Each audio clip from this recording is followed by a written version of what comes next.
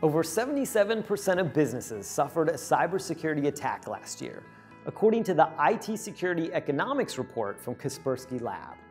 That percentage is consistent with lots of other security research, and the number of companies admitting that they have been attacked has continued to move upward each year over the past several years.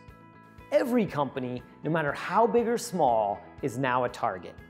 And the question is what you can do with the resources you have to best protect yourself. The answer is two things. Number one, take a risk management approach. The organizations with the best track record in cybersecurity have long figured out that they can't secure everything or have a perfect security posture. Instead, they approach cybersecurity like an insurance company by taking a risk management strategy.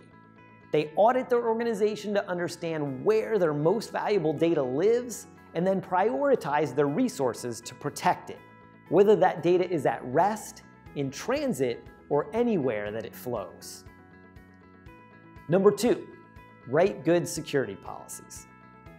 Once you have a deep understanding of where your most valuable data lives and how attackers can potentially do the most damage to your company, then you need a set of good policies to protect it.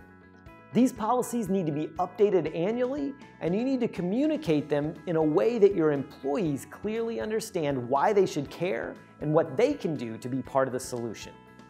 And if you need help drafting cybersecurity policies, our sister site, TechPro Research, offers a lot of different templates that can help you get started.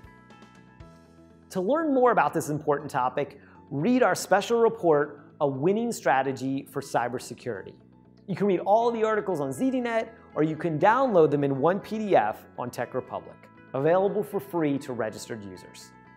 All right, thanks for watching and reading. We'll see you next time.